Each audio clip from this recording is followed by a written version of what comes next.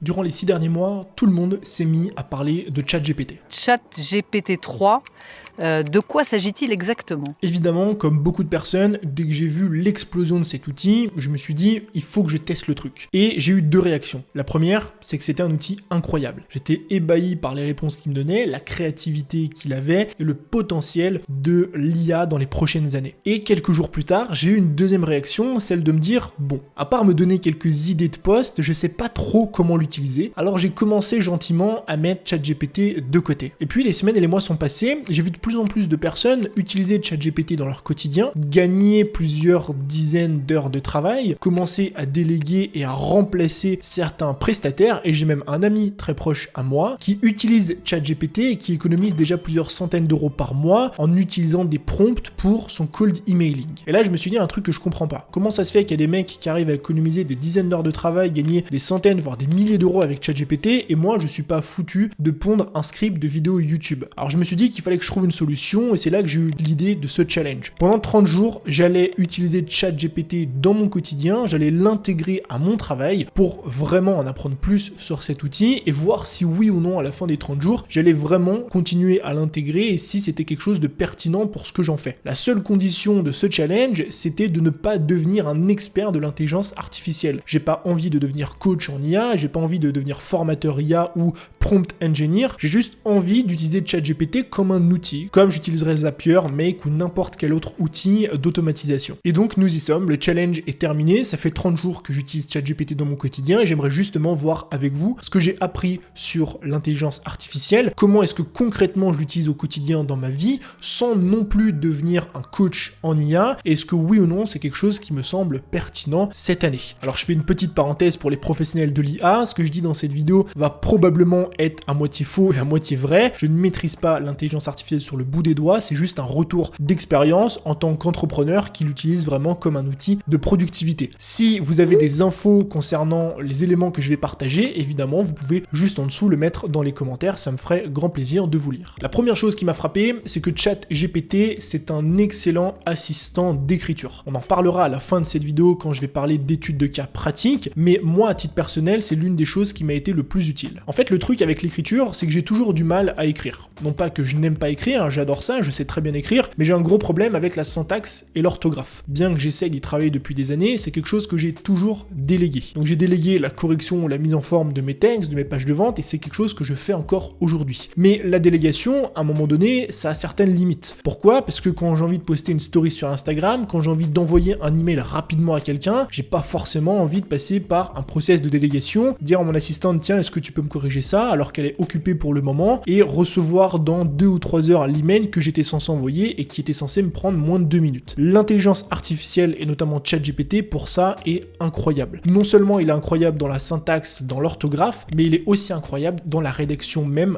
des contenus. Je parle pas forcément des contenus créatifs, pareil on abordera ce point juste après, mais je parle beaucoup des contenus administratifs. Par exemple des emails que vous devez envoyer à vos clients, des emails que vous devez envoyer à des prestataires ou à votre comptable, et bien tout ça depuis un mois je me suis mis à le déléguer à ChatGPT. À chaque fois que je dois envoyer un email, je vais demander à ChatGPT de le faire, rédiger un joli prompt qui va remettre un petit peu du contexte sur l'objectif, le nom de la personne, la situation, et en quelques secondes seulement, ChatGPT me rédige le mail parfait avec un très bon orthographe, une très bonne syntaxe, et je lui demande de faire quelque chose de plus familier ou plus professionnel. J'ai juste à copier-coller, changer mon nom et envoyer ça directement à mon destinataire. Et ça, c'est un truc que j'ai trouvé génial. Donc non seulement ça vous permet de gagner du temps sur la rédaction et l'envoi de ce genre de contenu, mais en plus de ça, si vous n'êtes pas très fort comme moi en orthographe, ça vous permet d'envoyer ce genre d'email, de rédiger ce genre de post en quelques secondes sans avoir à déléguer à une autre personne. La deuxième chose, c'est que ChatGPT est un outil de recherche incroyable. Jusqu'à aujourd'hui, si vous deviez rechercher quelque chose pour l'écriture d'un post, d'un livre, le script d'une vidéo YouTube, il fallait aller sur Google. Il fallait taper votre requête, il fallait naviguer au travers d'une dizaine d'articles, esquiver les cookies, esquiver les pop-up avec les pubs et les emails à télécharger pour finalement ne même pas trouver l'info que vous étiez venu chercher à la base. L'avantage de ChatGPT, c'est qu'il suffit de taper votre requête et ChatGPT vous donne la réponse en quelques secondes seulement. Ça, c'est le niveau 1 de recherche. Mais il y a un deuxième niveau que je trouve encore plus intéressant quand il s'agit de la création, notamment par exemple le script de mes vidéos YouTube. Parfois, il m'arrive d'avoir une idée mais qui est pas très précise. Par exemple, je recherche une étude qui met en avant le danger de la dopamine. Et j'ai pas forcément envie d'aller naviguer sur internet sur ce genre d'études, donc je peux demander à ChatGPT ChatGPT de me sortir une étude. Ou mieux encore, je peux demander à ChatGPT de me sortir une métaphore qui illustre un de mes propos ou un exemple réel tiré d'un bouquin. La dernière fois, j'ai fait un prompt incroyable où je lui ai demandé de me sortir un exemple réel tiré d'un livre qui montre le pouvoir des croyances limitantes. Et il m'a sorti l'histoire incroyable d'un Américain qui avait battu le record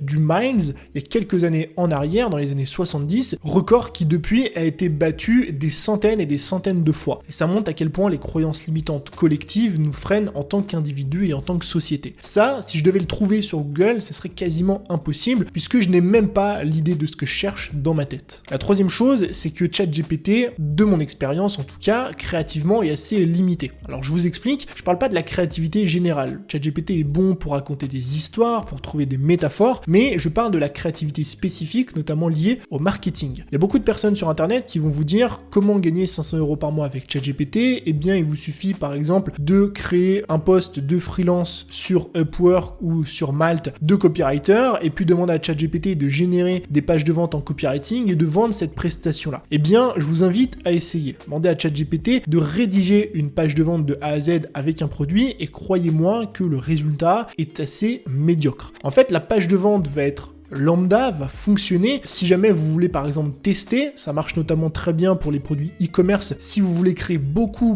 de pages et de fiches produits. Mais quand il s'agit d'une page de vente, moi je prends mon exemple pour des programmes en ligne qui coûtent plusieurs centaines ou milliers d'euros, eh bien croyez-moi que c'est pas suffisant du tout. La page de vente ne va pas être bien travaillée et vous allez passer tellement de temps à demander à ChatGPT de faire la page, lui donner des indications pour faire des changements, il va pas bien comprendre que finalement il vaut mieux vous-même écrire votre propre page. Et donc pour ce genre de grosses tâches créatives, ça va être très limité. Par contre, pour des tâches plus petites créativement parlant, par exemple l'intro d'une de vos vidéos YouTube, c'est quelque chose qui peut être intéressant. Encore une fois, il faut voir les compétences que vous avez aujourd'hui et le temps que ça va vous prendre de générer un prompt. Parfois, le temps que vous allez passer à demander à ChatGPT de vous créer l'intro pour votre vidéo YouTube avec la modification des prompts du texte, et bien parfois il vaut mieux vous-même rédiger l'intro de votre vidéo YouTube. Quatrième élément, c'est que ChatGPT a besoin de contexte. Il faut comprendre que si vous arrivez et que vous posez une question générale à ChatGPT, par exemple rédige-moi une page de vente pour ma formation sur la perte de poids, eh bien il va vous faire ce que vous avez demandé. C'est-à-dire qu'il va vous rédiger une page de vente. Malheureusement, cette page de vente, elle est peu spécifique. Pourquoi ? Parce que ChatGPT n'a pas de contexte. Est-ce qu'il s'agit d'un produit de perte de poids pour les hommes, pour les femmes ? Quel est votre client idéal ? Quels sont vos arguments ? Est-ce que vous avez de la preuve sociale ? Est-ce que vous avez déjà des résultats ? Si oui, quels sont les résultats de vos clients ? Plus vous allez donner de contexte à ChatGPT, soit dans le cadre de la création d'une page de vente comme ici, ou alors le cas d'une vidéo YouTube, plus vous allez obtenir de résultats. Il y a d'ailleurs un prompt qui est très connu, c'est le prompt de recontextualisation où en fait avant chaque utilisation de ChatGPT, vous allez lui assigner un rôle. Si par exemple vous voulez utiliser ChatGPT pour vos vidéos YouTube, c'est une étude de cas dont on va reparler juste après, eh bien le mieux c'est de mettre du contexte au début en disant pour les prochaines réponses, tu vas te mettre dans la peau d'un YouTuber qui est dans telle thématique, qui fait ça, qui a déjà tourné X vidéos et qui a basé son expertise sur Y, Z, etc. Et donc ce contexte-là va permettre à ChatGPT de fonctionner dans une sorte de cadre et c'est ce cadre qui va rendre finalement ces réponses beaucoup plus pertinentes. Donc ça, c'est un petit peu tout ce que j'ai appris en utilisant ChatGPT ces 30 derniers jours. Maintenant, en ce qui concerne les meilleures utilisations, voici quelques éléments ou études de cas durant lesquels j'utilise ChatGPT. La première chose, c'est pour me donner de l'information que je ne connais pas forcément. On en a parlé précédemment, si j'ai envie d'écrire sur un sujet, comme par exemple la dopamine, eh bien je vais demander à ChatGPT de me donner les meilleures ressources, les bienfaits de la dopamine, ce que ça permet et de me sortir les meilleures études sur le sujet. C'est des éléments que je vais croiser aussi avec d'autres recherches pour m'assurer de la véracité, mais ça permet de gagner un temps qui est assez considérable. La deuxième chose, c'est concernant les idées. ChatGPT est assez bon pour trouver des idées, quand il s'agit par exemple d'idées de contenu, de vidéos YouTube, c'est quelque chose qui demande encore une fois beaucoup de contexte et beaucoup d'amélioration. Il y a de fortes chances que les premières idées qui vous sortent soient pas exceptionnelles, mais ensuite vous allez lui demander de vous donner des idées plus précises sur un sujet, et quand il s'agit de trouver des petites idées bien spécifiques, comme des idées de vidéos YouTube pour apprendre à avoir plus d'abonnés sur Instagram, et bien là, il va être extrêmement puissant. La troisième chose, ça va être pour analyser et améliorer. ChatGPT n'est pas forcément excellent quand il s'agit de partir d'une feuille blanche et de rédiger quelque chose, par contre il est très bon quand il s'agit de réécriture et d'analyse. Il y a deux choses notamment dans celui-là qui sont très intéressantes. Parfois ça m'arrive de prendre un email, de prendre un post et de lui dire voilà, réécris-moi ce post en changeant le ton, réécris-moi ce post en me donnant plus d'informations, plus de visuels ou en ajoutant une métaphore. Et la deuxième chose qui marche encore mieux, et ce que j'ai testé, c'est de lui donner des titres de contenu, donc des titres de vidéos YouTube par exemple, en lui disant voilà, voilà, donne-moi X façons d'améliorer ce titre de vidéo YouTube, et là ChatGPT va vous donner des variantes qui, croyez-moi, sont extrêmement efficaces. La quatrième étude de cas durant laquelle j'utilise beaucoup ChatGPT, ça va être concernant mes tâches administratives, et j'en parlais précédemment. Dès qu'il s'agit d'envoyer un email à un prestataire, dès qu'il s'agit d'envoyer un email administratif à mon comptable, à ma copropriété, peu importe, eh bien je vais l'utiliser. Je vais dire voilà, il s'agit de tel sujet, je vais remettre du contexte, je vais donner le nom, le prénom, ce que je veux finalement dans le mail, le ton à employer, si c'est un ton familier, si c'est un ami à moi ou si c'est un ton professionnel,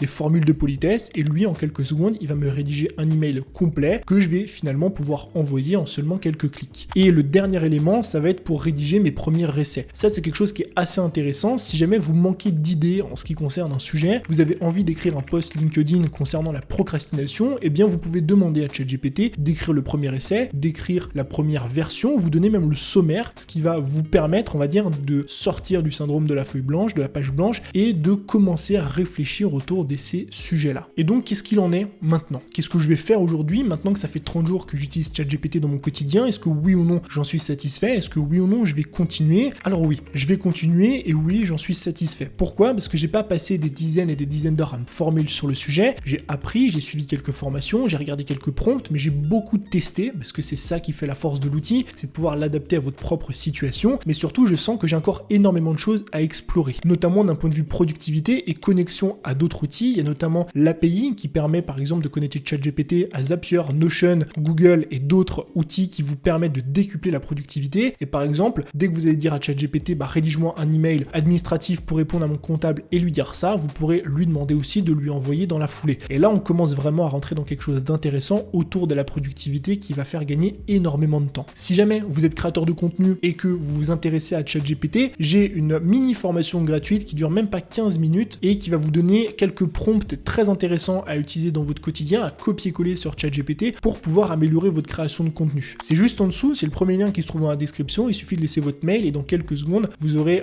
directement la masterclass accessible. Vous pourrez utiliser ces prompts dès ce soir, même si vous ne maîtrisez pas l'outil. Je serais ravi de lire vos commentaires sur le sujet juste en dessous, savoir si vous l'avez testé, si oui, qu'est-ce que vous en tirez comme conclusion pour qu'on puisse un petit peu échanger. Sinon, je vous remercie d'avoir regardé cette vidéo jusqu'à la fin. C'était Tony, je vous dis à très vite.